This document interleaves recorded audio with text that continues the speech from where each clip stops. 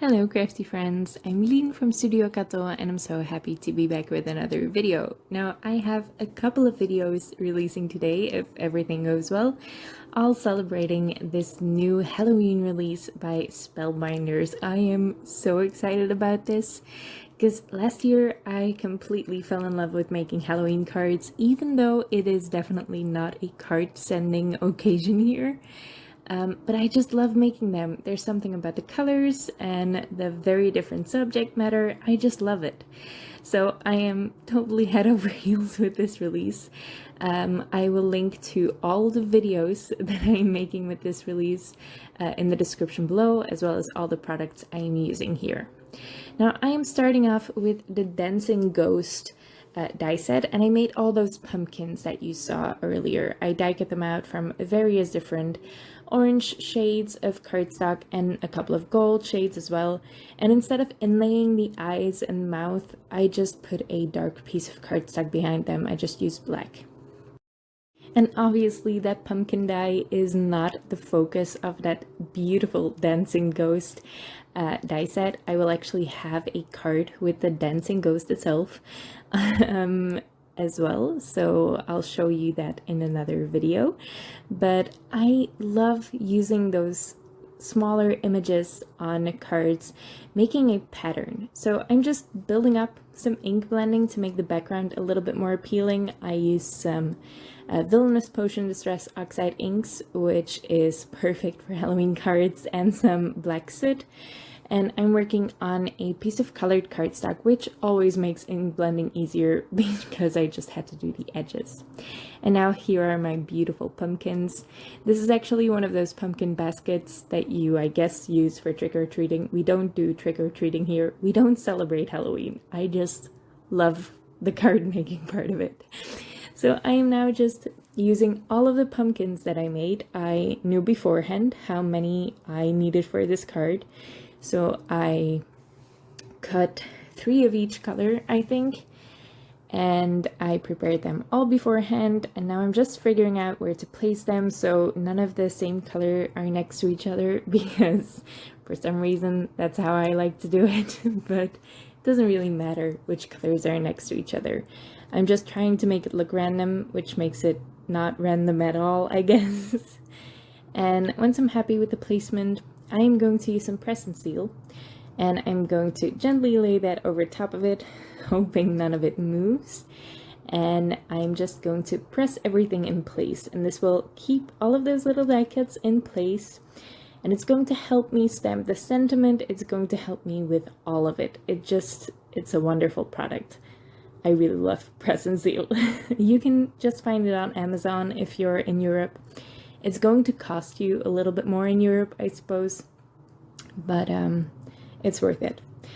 Now, for my sentiment, I'm using one of the new Boo Dance Party sentiments stamp set, and I love this. There are so many sentiments, in here that are just perfect. And as you can see, I just put the piece of press and seal in the Misti to get the placement of my sentiment just right. I'm making sure that it's straight. I'm just using the grid on the door of the Misti to check that, and then I am covering this with a bunch of anti-static powder because the Distress Oxide inks stay wet for ages. So I wanted to make sure that since I'm going to emboss this, I don't get any gold embossing powder on those crisp black edges. So I stamped that in Versamark ink, and I'm adding some gold rich pale embossing powder on there from WOW. I'm going to heat set that with the WOW Jewel Speed Heat Tool. It's really quick for a sentiment. And then I am adhering this with some double-sided adhesive onto a white top folding note card. It's obviously very dusty from the anti-static powder, but you can just wipe that off with a cloth. I just use a cloth that I have laying around the craft room for various cleaning purposes. If you have trouble cleaning it off, just use a damp cloth. Not a wet cloth, but slightly damp should work. Now for these pumpkins, I'm doing my favorite trick. I am just folding over a piece of foam tape to make it double. So this is a very thick foam tape now. And that also means that there's release paper on both sides, which means it's super easy to cut. So I just cut a bunch of rectangles from it, and I can put those behind the pumpkins. It's going to give them a lot of dimension, especially since it's 2 layers of foam tape, and it's going to be perfect to adhere those on the card. Now I had some trouble adhering it because I couldn't actually see where the card ended and my grid mat began.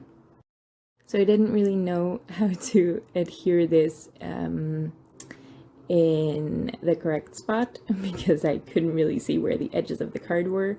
So I'm just peeling it off again. Luckily I didn't press it in too hard. And the pumpkins are still kept in place with that present seal, and I'm just putting this on a white background so I can definitely see where my card is. That makes it a lot easier to center these pumpkins in their correct positions. Now I'm pressing it down really well once I'm happy with the position, and once everything is pressed down, I am gently peeling away that present seal, and that finishes my card. Now I am actually making a second card.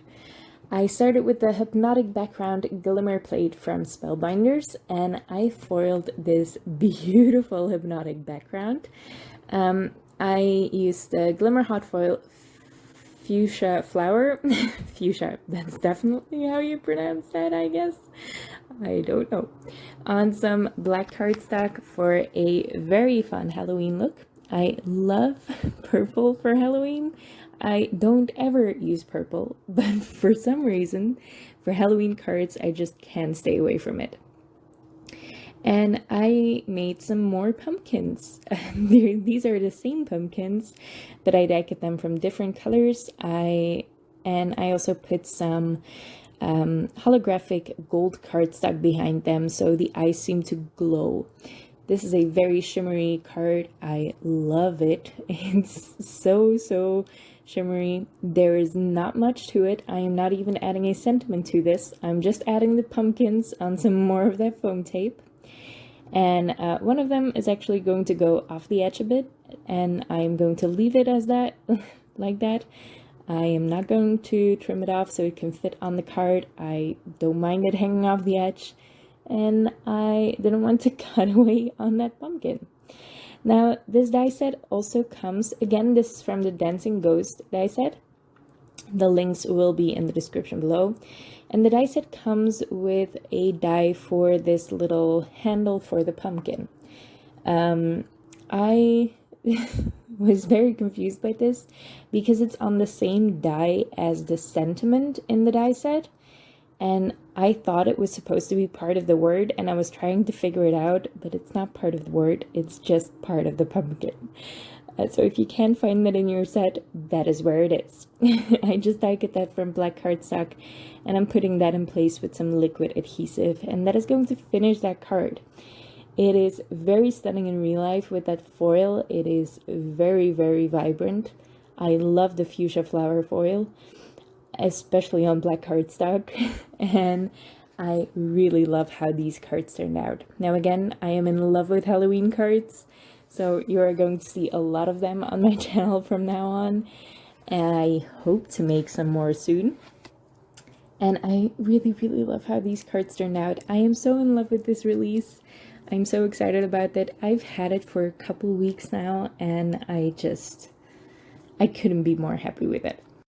I hope you like it too. Now again, because this is a new release, I am trying to put out a bunch of videos with these products right this day, today, on the release day. So you can find more videos in the links in the description. I will have some dancing ghost cards. I will have a dancing mummy card. I am going to have another card showing the power of present seal, and a pattern you can make with tiny dies. I love that card as well, even though it was very fussy to make, but I really like how it turned out. I hope you check all of those out. I am very happy you came and watched this video, and I hope to see you next time. Thank you so much for watching.